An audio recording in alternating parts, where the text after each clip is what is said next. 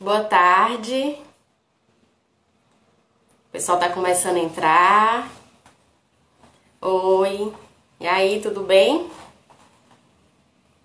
Sejam todos bem-vindos. Oi. Bom, vamos esperar aí mais alunos entrarem. Boa tarde. Bem-vindos. Bom, daqui a pouco o nosso convidado chega. Enquanto isso, vão entrando aí, tudo bem também. Já vão preparando as perguntas, tá? Para vocês tirarem suas dúvidas com o nosso convidado. Oi. Eu vou tentar acompanhar os comentários, as dúvidas de vocês, para ir fazendo para o Dr. Saulo.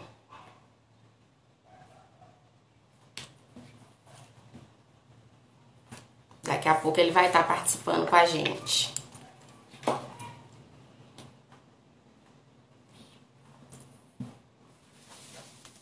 Oi. Muito bem, vamos interagindo. Boa tarde.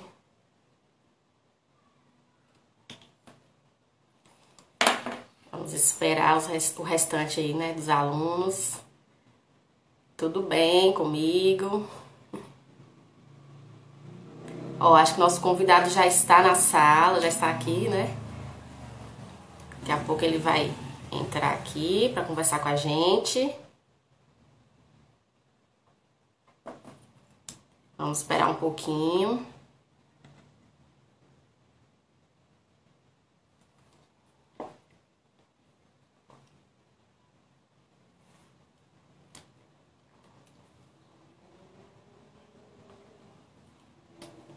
Peraí, vou tentar colocar aqui o nosso convidado. Aguardar ele entrar.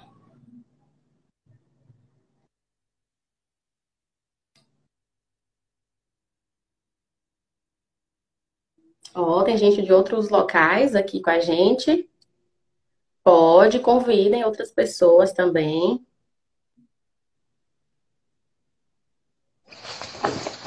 Boa tarde, Olá, doutor. boa Tudo tarde, bem? Bruno. Tudo bom? Tudo bem, e você, como é que tá? Tudo bem também. Que bom, viu, que você está participando aqui com a gente. Muito obrigada. Por nada, eu que agradeço. Imagina, é É um uma honra prazer estar aqui com imenso. vocês. Muito bom, tenho certeza que vai ajudar bastante a gente, tirar bastante dúvidas dos alunos. Tenho Pronto, certeza estamos que vai aqui ser para muito isso. bom. Espero. Bom, Espero poder estar colaborando aí com o esclarecimento de algumas dúvidas que o pessoal possa ah, ter. com Vocês certeza estão me vai ouvindo ajudar bem? bastante. Eu tô ouvindo bastante. Gente, vão respondendo aí, vão Pronto. interagindo. Ó, já tem comentários aqui, Peraí, deixa eu melhor só. médico da Bahia. Travou um pouquinho agora.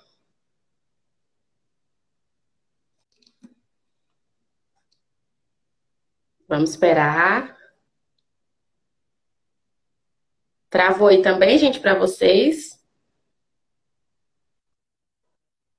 Pronto, agora sim. Agora tô ouvindo direitinho. Pronto. Pronto. Bom, assim, nossos alunos são crianças e adolescentes, né? Certo. E eles têm, assim, eles ouvem falar muita coisa sobre o coronavírus, né? Algumas pessoas passam até informações que não são verdadeiras, aí fica uma confusão de informação aí na cabeça deles. E aí eu Sim. tô com algumas dúvidas aqui para ir te perguntando sobre o coronavírus, para ir esclarecendo para eles, tá bom? Pronto. Certo, tudo bem. Tá. E aí a primeira é a seguinte, eu queria que você me explicasse um pouco como que o coronavírus age em nosso corpo. Certo. Assim, o coronavírus é um vírus, né, como todo mundo sabe, e para a gente entender como ele age no nosso corpo, a gente precisa entender como que esse vírus tem contato primeiro com o nosso organismo, né? Ele é um vírus que, preferencialmente, ele é transmitido por via respiratória, né? Ele é um vírus de transmissão de pacientes, de pessoas doentes para pessoas sãs. Né? Então, para que haja transmissão, é necessário ter uma pessoa doente como fonte contaminante desse vírus para que uma pessoa receba esse vírus e se torne uma pessoa infectada. Então, esse vírus ele entra em contato com o organismo através de partículas suspensas no ar, geradas pela fala, pela tosse, por espirros, e que essas partículas contendo esse vírus são inaladas por pessoas sãs, né? E esse vírus tem contato com mucosa de revestimento do nariz, da boca, e acontece a infecção. Ou a partir de, por exemplo, superfícies contaminadas. Eu estou com minha mão suja de partículas virais, porque, vou citar um exemplo. Um doente espirrou aqui e tem partículas virais em cima da mesa. Eu pego aqui na mesa, né? Não higienizo a minha mão e vou com a minha mão suja, com partícula viral, e coço o olho, coço o nariz, coço a boca, e esse vírus tem acesso à minha mucosa também, então é uma fonte de transmissão. Outra fonte de transmissão documentada é a transmissão oral-fecal, que pessoas doentes conseguem eliminar esse vírus por via digestiva, né, pelas fezes, e que essas fezes contaminadas podem contaminar outras pessoas através da via oral. Então esse vírus entra em contato com o organismo através dessas mucosas, e lá ele vai se ligar a células específicas do nosso corpo, por receptores específicos, ocorrendo então a infecção e a replicação viral. Esse vírus entra em vários tipos de células, só que nem todos os sistemas do nosso corpo vão manifestar sintomas desse vírus, né? Inicialmente, ele não causa nenhum sintoma, ou pode não causar nenhum sintoma em toda a manifestação da infecção, né? E no nosso organismo, ele pode variar desde de uma manifestação sem sintomas, ou manifestações com poucos sintomas, que a gente chama de oligossintomáticas, ou uma síndrome extremamente leve, ou uma síndrome muito complexa, uma doença muito complexa e grave. Então, ela é uma doença de manifestação muito variável, desde de uma síndrome sem nada, né, assintomática, a uma síndrome respiratória muito grave. Então, ela preferencialmente, ela manifesta seus sintomas iniciais na via respiratória, né, causando inflamação local, e a depender do sítio, do local que ele causar essa inflamação, eventualmente o paciente pode desenvolver um sintoma maior, como tosse, coriza, dor, desconforto, né, falta de ar, são geralmente os sintomas mais comuns. Então, o que ele faz no nosso organismo é muito variável, né? É porque ele, por si só, ele não causa danos, o próprio vírus, né? A gente tem documentação aí registrada em artigos que não é o próprio vírus que, por exemplo, produz uma substância que causa mal ao organismo. Ele induz uma resposta inflamatória do nosso corpo, e essa resposta inflamatória, a depender do seu grau, ela vai manifestar-se de uma forma leve, moderada ou grave.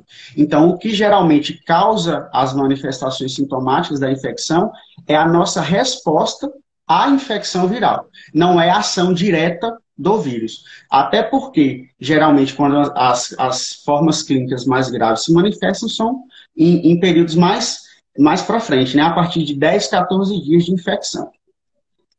Entendi, muito bom. E, doutor, o senhor citou assim, as superfícies, né? Que a gente tocando, a gente pode se contaminar. Mas, assim, quanto tempo que o vírus fica nessas superfícies, em geral? Certo. Então, quando o vírus geralmente ele é disseminado pela parte respiratória, né? Quando uma pessoa doente e contendo o vírus replicando no organismo, ele dissipa partículas virais no ar, né? Através de gotículas pela fala, pelo espirro e pela tosse. No ar, geralmente ele fica asperso, né? Fica no ar por volta de 3 horas. E em superfícies, esse período é bem variável, porque vai depender da quantidade de partículas virais que caem nessa superfície, vai depender em que tipo de superfície que ele vai cair, e vai depender das condições que aquela superfície está exposta, como, por exemplo, umidade, temperatura, tudo isso interfere na duração de persistência do vírus ativo em uma superfície.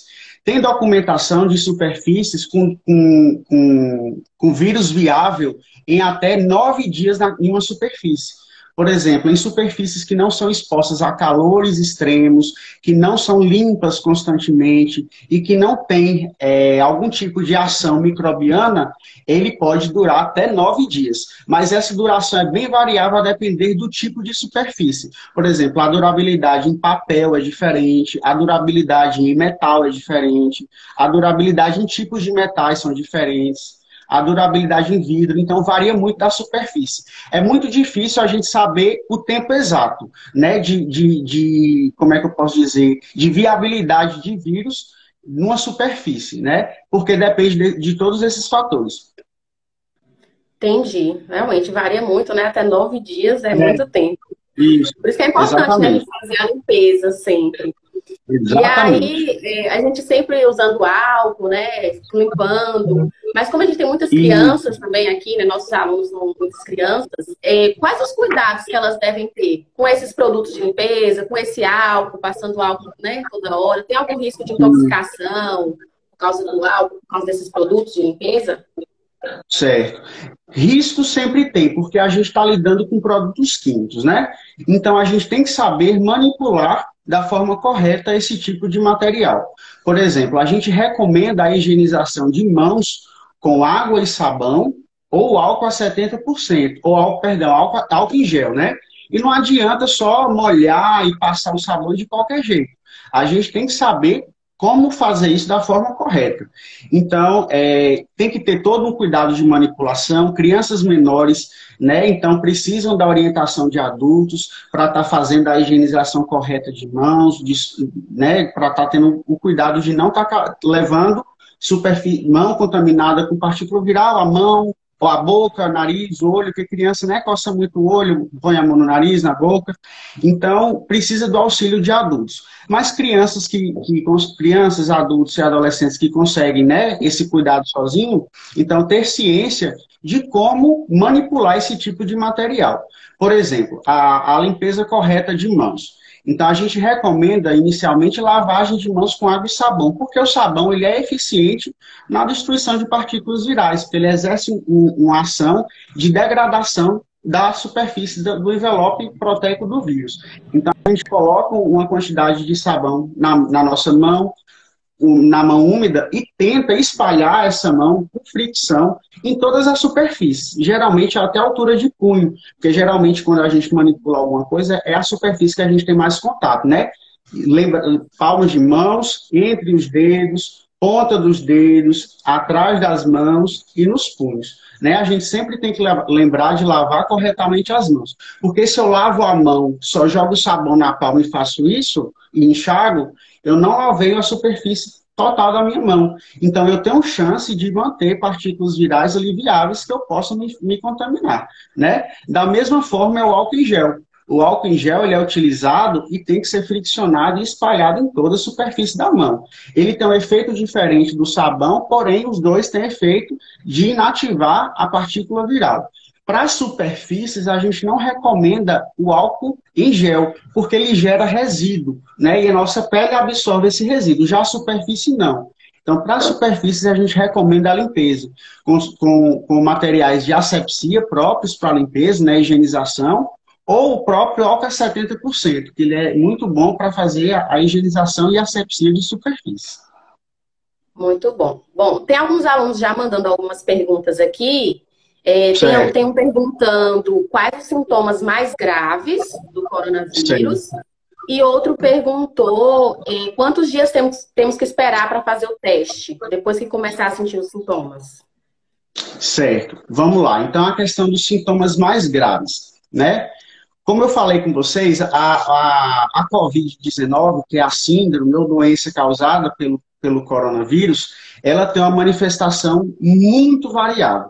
E, geralmente, os sintomas mais graves estão associados à descompensação grave do quadro clínico de algum sistema do nosso corpo. Geralmente é o respiratório, mas isso também é variável.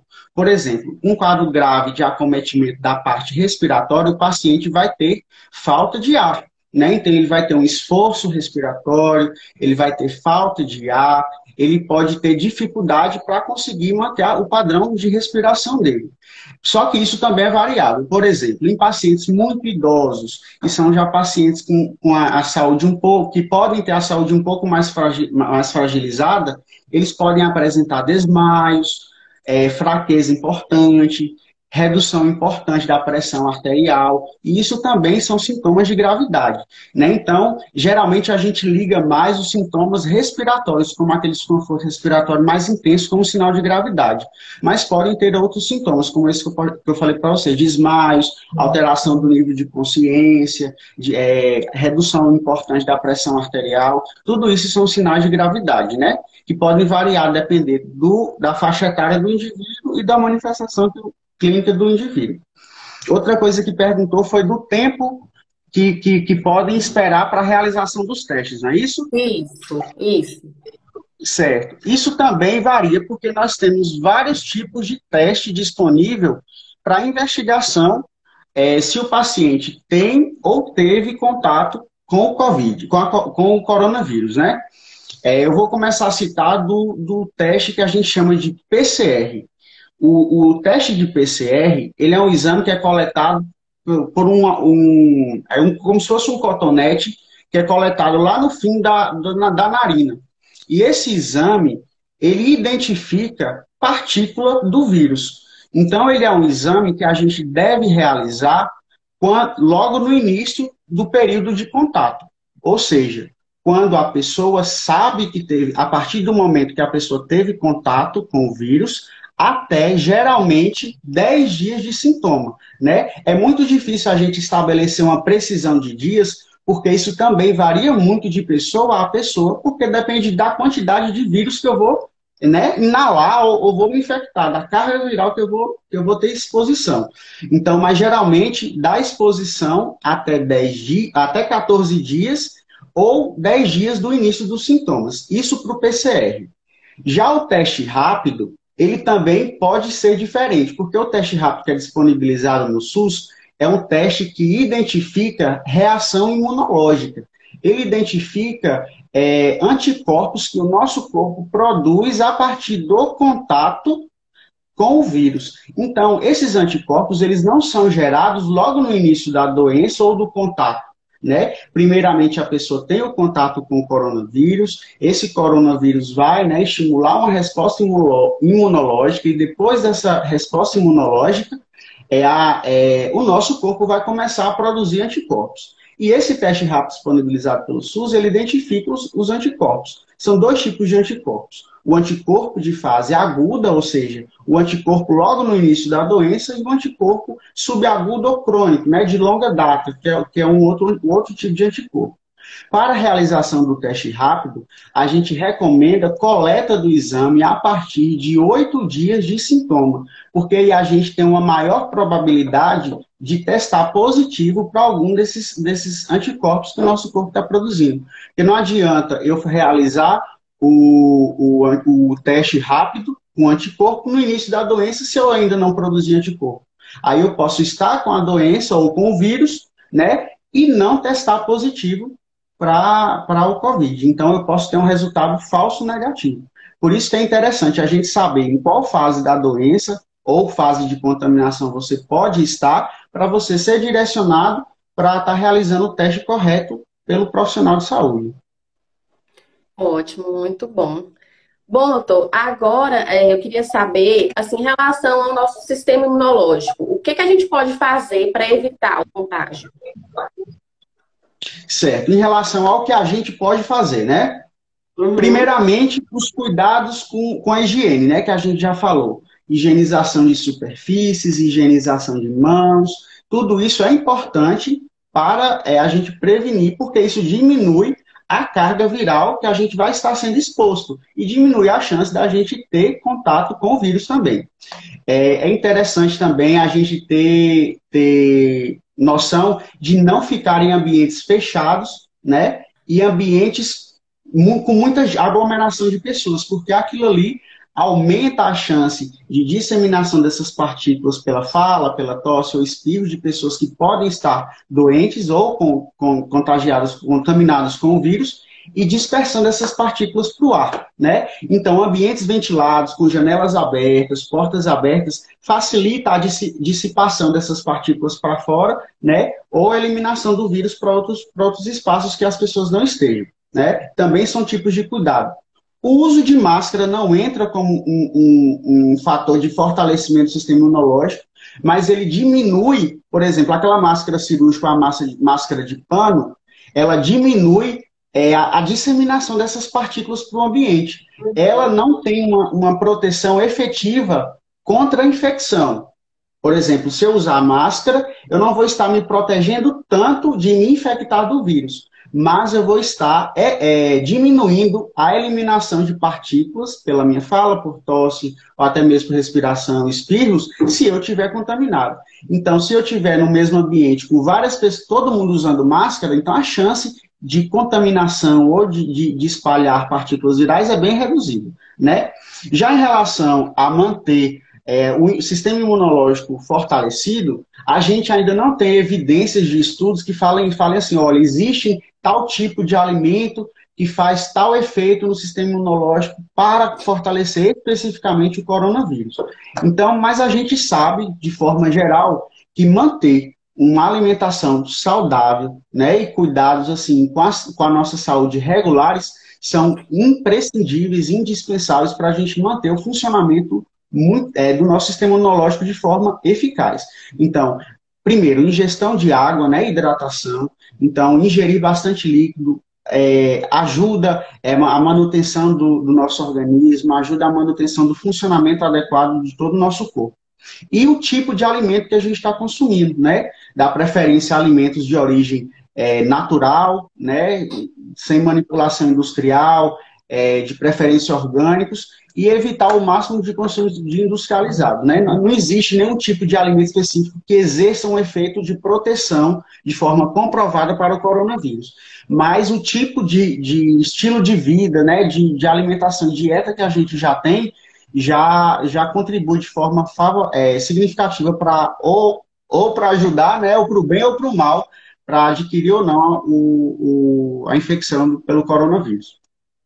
Bom, então manter sempre a alimentação saudável, fazer exercícios, né? Isso é sempre bom. De vez em quando, a prática de atividades físicas também é muito importante, né? Porque a prática de atividades físicas, ela diminui a resistência de alguns, como é que eu posso dizer, a ação de alguns hormônios que agem melhor quando a gente pratica atividades físicas, melhora o padrão circulatório, melhora o padrão respiratório, então melhora toda a perfusão dos órgãos, todo o funcionamento do nosso organismo de forma geral. Bom, ó, tem mais perguntas aqui. Perguntaram se só os seres humanos que pegam, né, o coronavírus ou não. Sim. É o seguinte, com manifestação de doença, os estudos mais recentes que tem só apontam seres humanos como agentes, né, que adoecem pelo coronavírus.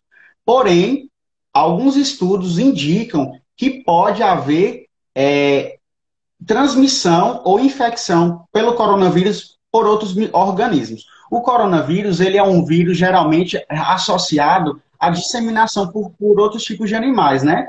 Como ele surgiu lá na China, né? Lá no fim do ano passado, o pessoal discute, né? E tem evidências que ele surgiu no mercado de frutos do mar.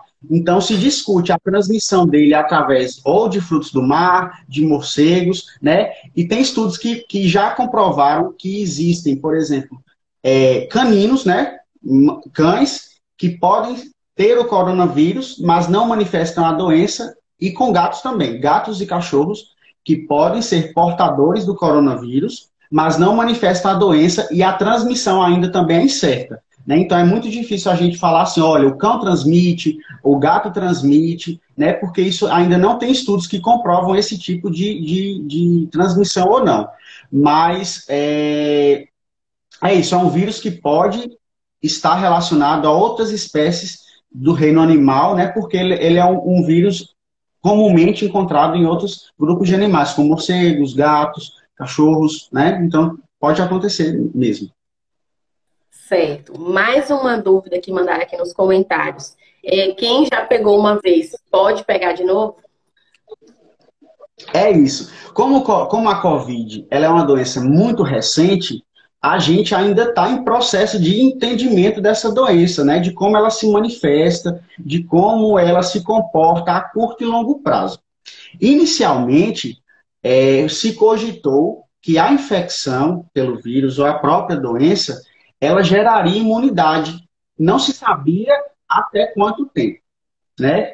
Porém, hoje já temos vários casos relatados de pessoas que já foram comprovadamente infectadas 2 vezes pelo coronavírus em um curto período de tempo, né? Então, eu já vi relatos de pacientes que foram infectados, por exemplo, foram diagnosticados com Covid em junho, no início de junho, a pessoa estava com tosse, febre, dor no corpo, fez o teste do PCR, que é aquele que identifica partículas virais, identificou, fez o diagnóstico de Covid, curou, e em período de 45 dias ele começou a manifestar novos sintomas, como dor de cabeça, febre e dor de garganta, realizou um novo exame de PCR, que identifica novamente partículas virais, e foi novamente comprovado a presença de partículas virais no organismo desse paciente. Então, é muito difícil a gente saber se ele gera imunidade para todo mundo, se não gera imunidade para todo mundo, se gera imunidade a curto prazo ou a longo prazo. Como é uma doença muito nova, é muito difícil a gente falar com muita propriedade sobre isso, né? Então, é difícil a gente estabelecer esse tipo de informação. Mas a gente tem relatos de pacientes manifestando a infecção em curto período de tempo. Então, a gente ainda não sabe o comportamento, se há imunidade ou não com a infecção. Entendi, tá certo. Bom, doutor, outro comentário aqui foi que assim, algumas pessoas estão tomando alguns remédios que diz evitar, né, pegar o coronavírus. Isso tem algum fundamento ou é mentira? Não, isso não tem fundamento, pelo menos por hora, tá? Não existem medicações que diminuem a taxa de infecção por coronavírus. Isso é mito, tá? E a gente está vendo muito assim na mídia algumas medicações que o pessoal está tomando para evitar essa infecção ou tomando para diminuir o quadro de gravidade da doença, ou a gravidade da doença, né? Isso é muito difícil, isso é muito complicado da gente afirmar, porque a gente não tem embasamento científico para poder falar isso ou não, né?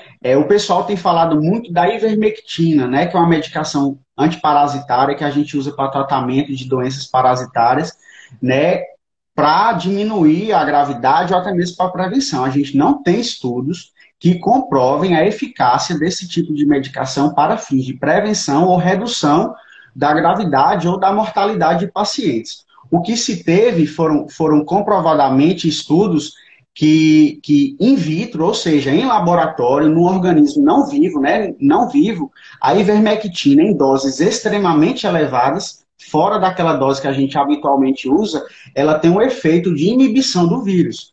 Mas é uma coisa totalmente diferente do organismo vivo. Isso não acontece no organismo vivo.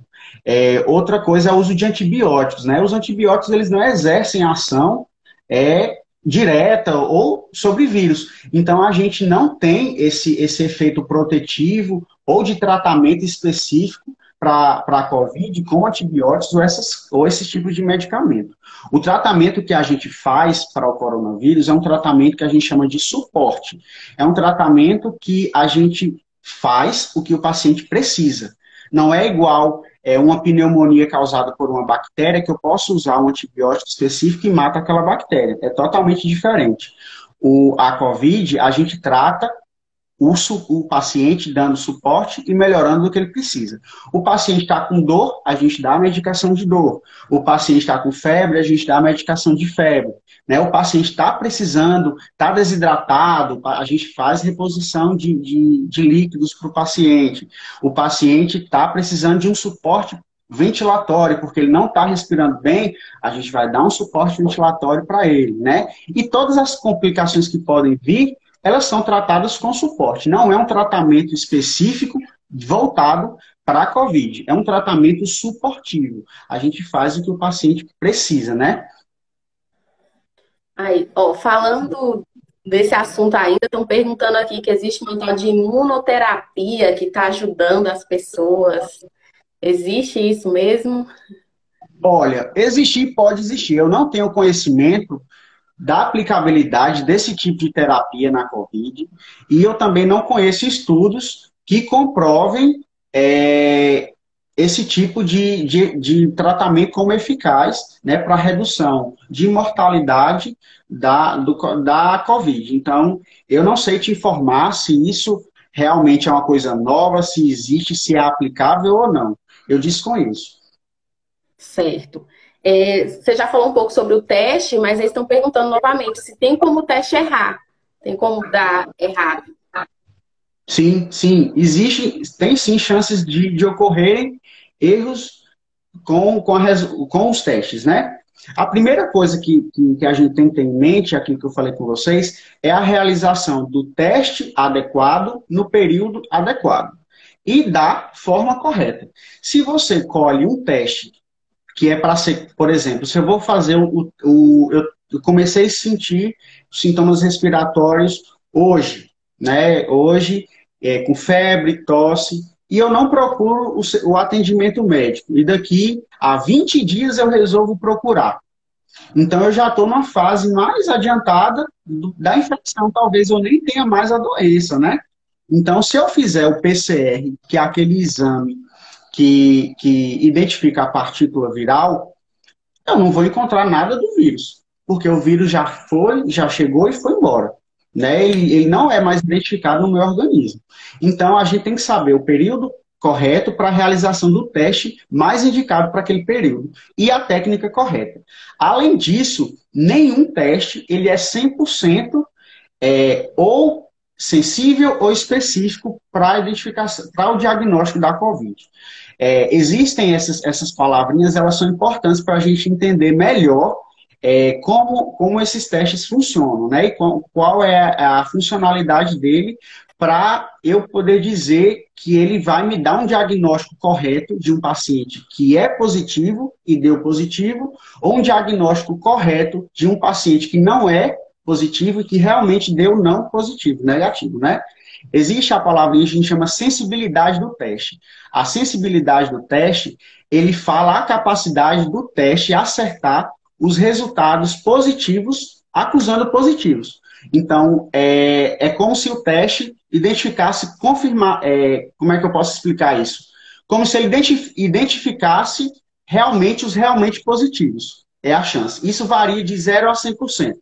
E a especificidade é a capacidade do teste afirmar que aquele paciente é negativo e realmente ele é negativo.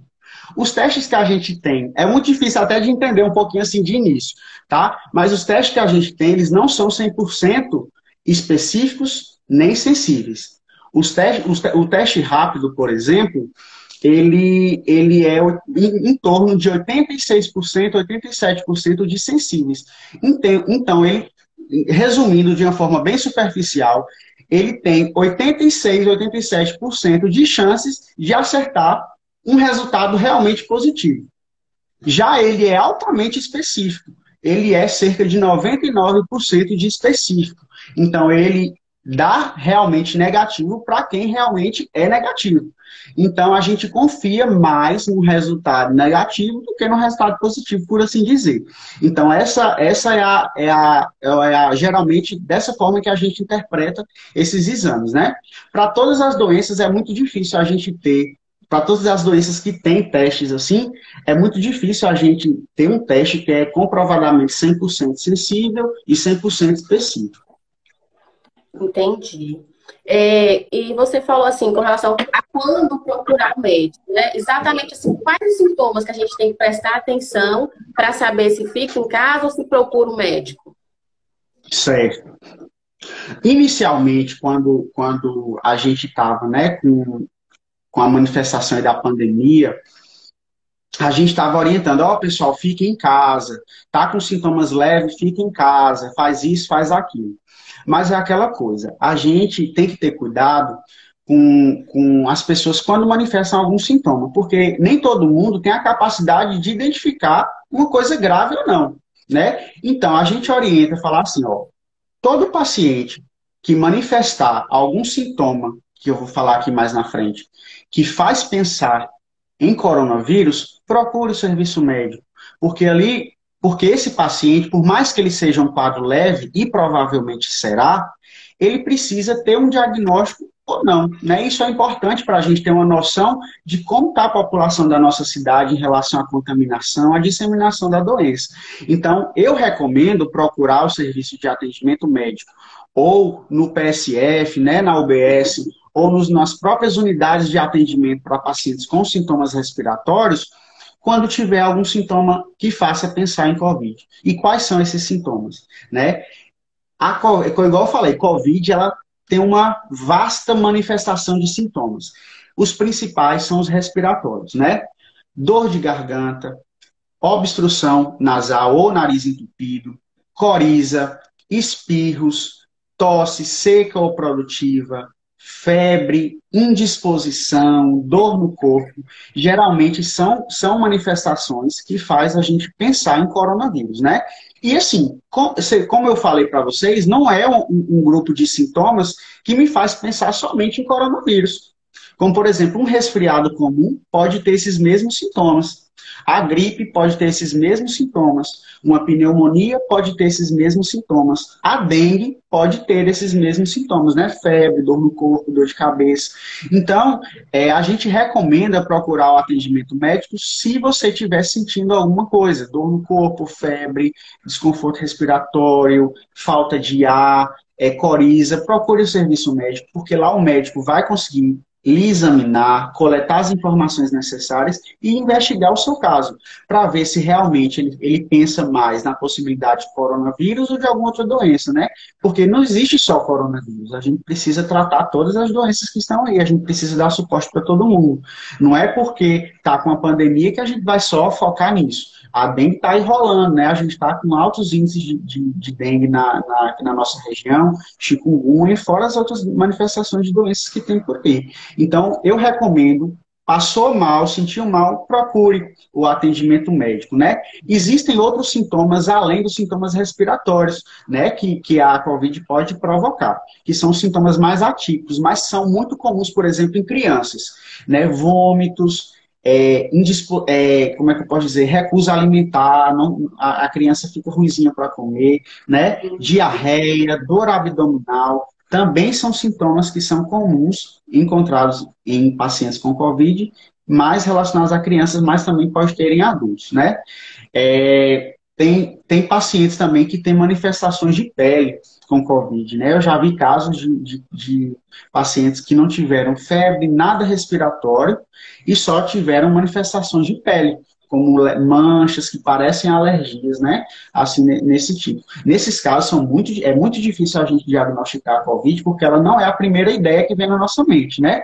A gente, primeiramente, trata outras coisas, e se não conseguir, a gente começa a pensar em outras possibilidades para o diagnóstico.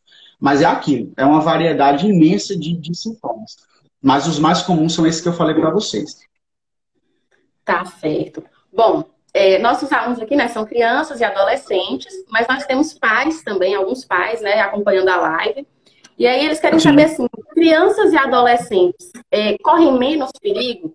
O coronavírus é menos prejudicial, assim, nessa faixa etária ou não? Certo. De forma geral, a COVID, ela é uma doença, na maioria dos casos, leve. Né? Em cerca de 80% dos casos, 75%, 80% dos casos, ela é uma doença leve. Quando manifesta doença, tem muitos casos os pacientes nem têm sintomas nenhum, né? Ou não tem sintoma, tem poucos sintomas ou sintomas leves. Essa é a grande maioria dos casos. 20% dos casos evoluem com sintomas mais graves, que precisam de internação ou de um suporte mais avançado, né, para aquele paciente. E uma menor taxa né, evolui para complicações mais severas ou o óbito, né, a morte, que gira em torno de 5%. Crianças e adolescentes, pelas estatísticas, a gente tem dados que não mostram como se fosse, que não são o principal grupo de risco. Né? Crianças não são o principal grupo de risco para a manifestação grave da Covid. Porém, a gente não descarta casos graves em crianças. Porém, não é o grupo mais afetado com as formas graves, né? A gente tem visto aí que as formas mais graves estão se manifestando em pacientes mais idosos, né, acima de 60 anos, e em pacientes com problemas de saúde já prévios, ou seja, pessoas que já têm algum tipo de doença, algum problema de saúde. Os mais comuns são hipertensão, né, pressão alta, diabetes, problemas cardíacos, asma, pacientes também que fumam ou que já foram fumantes, têm um maior risco de desenvolver formas mais graves, né? Então, esses são os grupos mais suscetíveis a desenvolver as formas mais graves. No entanto, crianças e pessoas de meia idade comumente não são afetadas com forma grave. Porém, a gente tem que ter cuidado, né? Verdade. Bom, doutor Saulo, mais perguntas. São muitas Pronto. as dúvidas do pessoal. Bom, estão perguntando também com relação à automedicação. Se sentir um sintoma, achar que é gripe, pode tomar, né, aqueles remédios de gripe, ou é ruim? É assim, a gente não recomenda automedicação, né? Porque as pessoas, às vezes, elas não sabem como usar corretamente determinada medicação. Fora que uma medicação varia muito o uso com a outra. Uma medicação a gente pode tomar até 4 vezes no dia, outras medicações a gente pode tomar somente uma. Então, às vezes, quem não entende muito não sabe essa diferença, né? De qual tipo de medicação tomar e quantas vezes poder tomar. Então, eu particularmente não oriento a automedicação. Por isso que eu falei, está se sentindo alguma coisa, procure assistência médica adequada, né, para que ali o profissional possa te indicar o melhor tratamento e a melhor forma de tratamento que você pode fazer, para a gente ter o mínimo de complicações possíveis associadas a erro de uso de medicação, doses exageradas de medicação, uso inadequado, então tudo isso também é um risco, né? Então a gente evita o máximo ter esse tipo de risco evitável por esse tipo de situação. Certo. Outra pergunta, essa assim, o coronavírus deixa sequelas, né, sequelas permanentes na pessoa, né, que foi contaminada? Uhum. Depende, é aquilo. Em pacientes leves, geralmente, ele não deixa sequelas, né? A COVID vem, gera uma resposta inflamatória, geralmente na via respiratória, o corpo, com o tempo, responde muito bem àquele processo inflamatório e consegue controlar aquilo ali e não gera sequelas.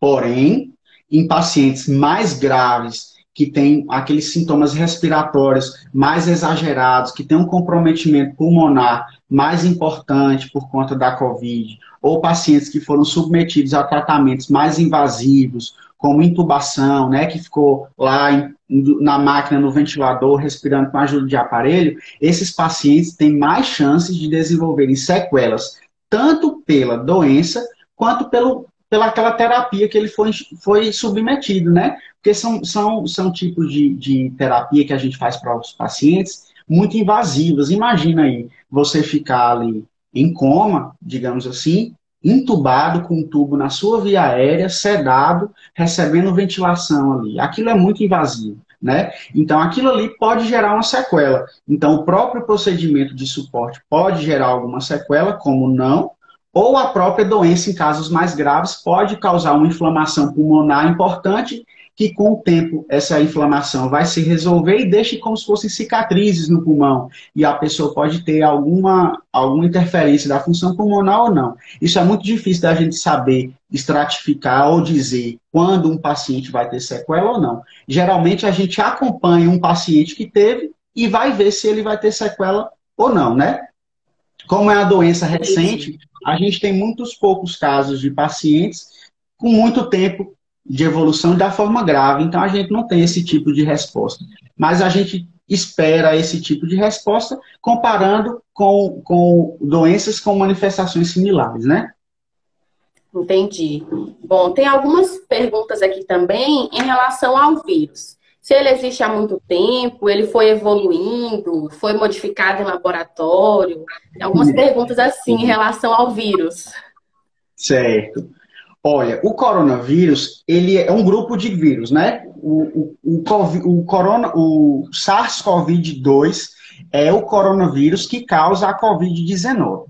Ele foi identificado recentemente, ele é um vírus relativamente novo, mas é difícil a gente saber se é um vírus antigo ou não, mas ele é um vírus que foi identificado recentemente. Só que o grupo dos coronavírus, eles já são vírus conhecidamente já, né, existentes no mundo. Então, eles já existem aí rolando, né, causando outras infecções respiratórias leves também e outras formas de doenças respiratórias até de manifestação grave também. É difícil a gente saber se é um vírus feito em laboratório. Eu, particularmente, acho que não. Eu acho isso muito teoria de conspiração, eu não acredito muito nessa ideia, porque assim, a gente sabe que os vírus são estruturas com capacidade de modificação muito rápida. Eles são estruturas com material genético muito pequeno, e esses materiais genéticos muito pequenos, eles tendem a sofrer mutações muito rápido, e essas mutações geram outras características naquele vírus que pode mudar completamente esse vírus, como, por exemplo, gerar resistência a um determinado ambiente ou gerar um outro tipo de doença, né? Então, tudo isso pode acontecer. Eu, particularmente, não acho que esse vírus foi criado no laboratório, mas não sei dizer ao certo. Mas, assim, esse Covid foi identificado recentemente, porém, a família dos coronavírus já são vírus conhecidos há algum tempo. Certo. Bom, estão perguntando também por que acontece, às vezes, uma pessoa na casa testa positivo e aí o filho ou alguém que tem um contato, né, próximo ali não testa positivo. Certo. Ó, estar de contato próximo não é dizer com certeza que as duas pessoas vão ter a doença, né? Até porque, se fosse assim, era atestar a doença para todo mundo, né? Porque mesmo as pessoas mantendo contatos muito próximos, a disseminação do vírus pelo doente, às vezes, por exemplo, se a pessoa estiver usando máscara, estiver ficando isoladinha dentro de casa, fazendo higienização das mãos, ela tem a chance muito menor de espalhar a partícula do vírus para o ambiente e diminuir a chance de contaminação das outras pessoas da casa. E não é porque tem uma pessoa doente em casa que com certeza todos os outros vão ficar, porque aquela pessoa que está sã precisa ser exposta ao vírus e desencadear a resposta à doença, né? E à infecção. Ser infectado e desencadear a infecção ou não. Manifestação da doença ou não. E isso depende da quantidade de vírus que a pessoa vai ter exposição ou se vai ter mesmo. Então, por isso que a gente não tem como garantir que, mesmo estando dentro de casa, uma pessoa tendo contato com outra doente, com certeza ela vai ficar doente. Isso não é necessariamente verdade, né? Por isso que a gente orienta as medidas de cuidados, de espaçamento entre as pessoas que moram em casa, né? Então, para evitar esse tipo de contágio domiciliar. Tá certo. Bom, doutor Saulo, e com relação à vacina? Algumas pessoas estão Sim. perguntando, tem alguma previsão, tem algum estudo aí? Podemos ter esperança que essa vacina vai chegar logo? Gente, assim, vacina, a gente tem aí na mídia, né? A vacina aí russa que eles soltaram aí, acho que foi ontem ou foi anteontem, que eles registraram a primeira vacina eficaz para a prevenção da Covid-19. A gente ainda não sabe como que essa vacina age, né? Os estudos que comprovem essa eficiência da vacina e tal, ainda está muito, a gente está muito sem essas informações. A gente está aí numa corrida, né? A gente tem vários laboratórios, de várias empresas correndo atrás dessa vacina para ver se consegue, né, de alguma forma, alguma vacina que proteja a população. E tem vários laboratórios já em fases diferentes, alguns em fase até avançada de teste já em populações, para ver se a vacina realmente é eficaz ou não. Porém, gente, é muito difícil a gente prever o tempo de como essa vacina vai chegar a gente, porque, primeiro, essa vacina ela é desenvolvida. Essa é a primeira etapa, né? Aí, digamos que a gente consegue encontrar essa vacina realmente eficaz. Essa vacina, provavelmente, ela vai ter um custo. E essas vacinas geralmente têm um custo alto. Então, a gente vai ver como que vai ser essa produção dessa vacina e o custo dessa vacina. Então, a gente não tem noção de como vai ser a produção, o custo, para que essa vacina possa ser disponibilizada para os serviços públicos e privados. Então, é uma coisa muito difícil a gente prever, porque ainda não tem nenhuma assim que a gente fala, olha, essa aqui existe essa vacina e ela realmente funciona, e a gente testou e funciona e é assim, assim, assado, e essas informações de custo, produção e acessibilidade da vacina, porque isso também é importante, né? Então, eu não consigo prever isso, porque é uma coisa muito incerta da gente poder dizer.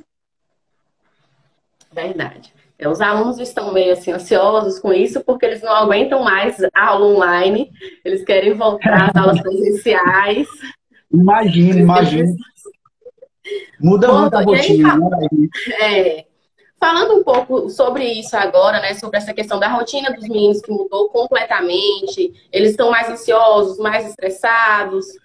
Ontem a gente teve até uma live com uma psicóloga, e eu sei que, né, a medicina e a psicologia podem atuar juntas, né, Com para ajudar nessa certeza, questão da ansiedade, do estresse. sim, Quando, assim, sim. como que a gente pode saber quando procurar ajuda médica, né, para esses casos de ansiedade por causa da pandemia, né, por causa do isolamento? Certo. Então, assim, é até difícil a gente poder falar, olha, você deve procurar o médico assim, assim, assado. Porque é muito difícil a gente estratificar ou dizer o quanto uma pessoa está sendo afetada por uma coisa ou não.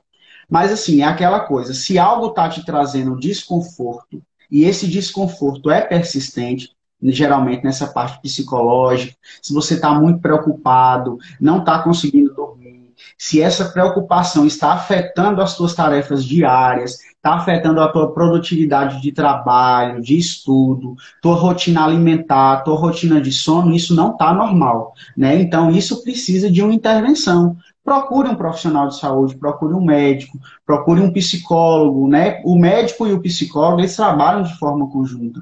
O médico e o psicólogo, eles se complementam muitas vezes para poder melhorar o quadro de um paciente que esteja passando por um problema de caráter assim, né, mental, psicológico, associado a esse tipo de situação que a pandemia está expondo às pessoas.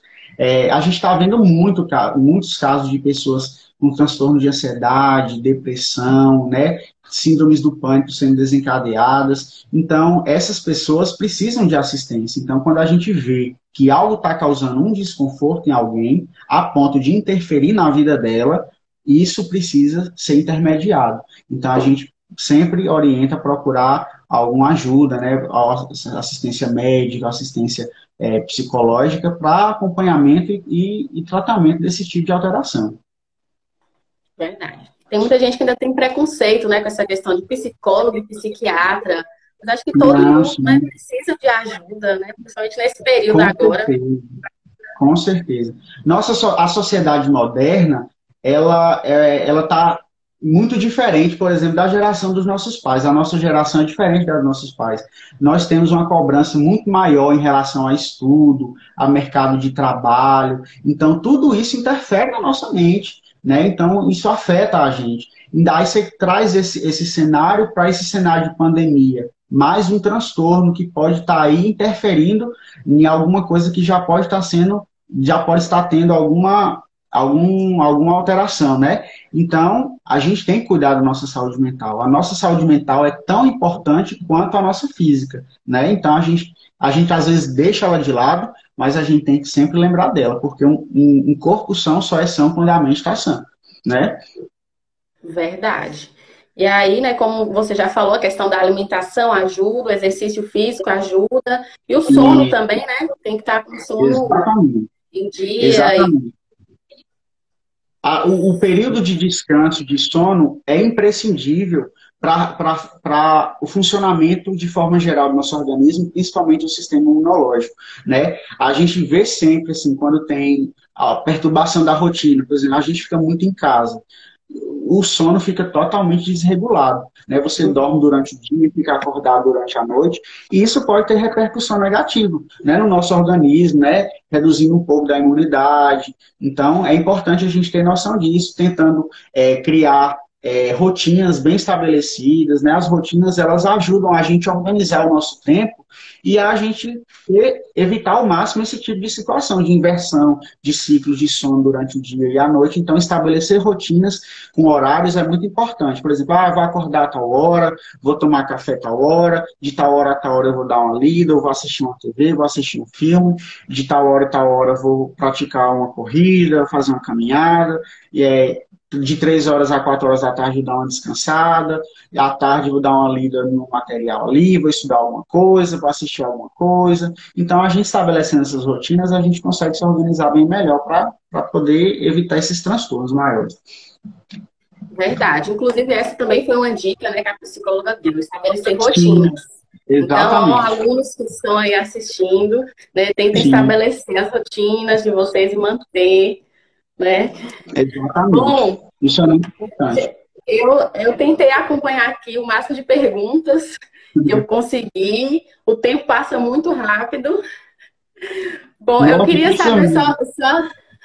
só assim agora, doutor Saulo, onde você faz esse atendimento? O pessoal saber onde você atende, você faz consulta online ou não? Como que é? Certo. Eu atualmente não estou fazendo consulta online, né? Porque minha agenda não permite. E assim, eu estou atendendo só em unidades de pronto atendimento, de emergência. E eu não estou atendendo mais aqui em Canarama, né? Eu não estou atendendo mais aqui na unidade básica, não estou atendendo mais aqui na unidade de pronto atendimento, mas eu continuo atendendo só em unidades mais de emergência, de urgência e emergência, de pronto atendimento, em UTI, no SAMU, mas aqui na cidade eu não estou atendendo ambulatório mais, nem consultas online. Ah, que pena. Mas Mas assim, mas é aquela coisa, né? A gente tem um papel a exercer na sociedade como médico, como educador, você como professora, né? Então a gente tenta fazer o que a gente pode para colaborar para a sociedade de forma geral.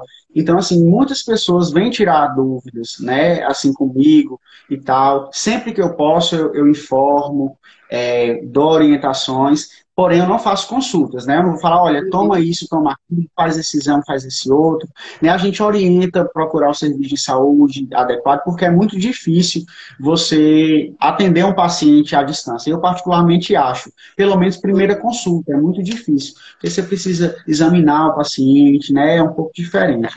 E isso é importante para a gente estabelecer um diagnóstico, uma conduta mais adequada, né? Então, é bem complicado essa parte de atendimento online. Mais dúvidas, assim, sempre que eu posso, eu tô tentando tirar do pessoal que me procura sempre. verdade. Inclusive, hoje aqui foi muito bom. Uma hora Sim, tirou sim. muitas dúvidas, muitas. Eu Que tentei bom, que perguntar bom. o máximo possível aqui que eu fui acompanhando. Tenho certeza que ajudou bastante os alunos, enriqueceu aqui nossa tarde de estudos. Fico feliz que eu possa ter ajudado aí no esclarecimento de algumas dúvidas, né? E assim, eu sempre me coloco à disposição de vocês, quando eu puder ajudar, eu estou à disposição. Sempre, sempre. Muito obrigada. Eu agradeço demais pela sua participação em nome da escola. Então, muito obrigada. Ajudou bastante. Nada, eu que agradeço o convite, me senti muito honrado pelo convite. Assim, eu sempre fico muito feliz quando a escola me chama para fazer alguma coisa, porque é muito gratificante a gente dar esse retorno, né, para os alunos da escola. Para quem não sabe, eu estudei praticamente desde o início da vida escolar até o ensino fundamental inteiro no Reino da Criança. Então, foi a escola que me formou nesse período, né? E contribuiu muito para o profissional e para a pessoa que eu sou. Então, eu sinto muita gratidão pela escola, pela professora Denise, pela professora Cidália, a professora Daiane, né, que foi que fez o convite para mim, e todo o corpo de professores que estão atualmente e os que já passaram por aí. É muita gratidão que eu sinto, então é sempre bom poder dar esse retorno para a escola. Então, eu sempre me coloco à disposição quando eu puder ajudar, eu estou aqui. Gente, eu tô recebendo um aviso aqui que acho que vão cancelar a live, acho que tem um tempo.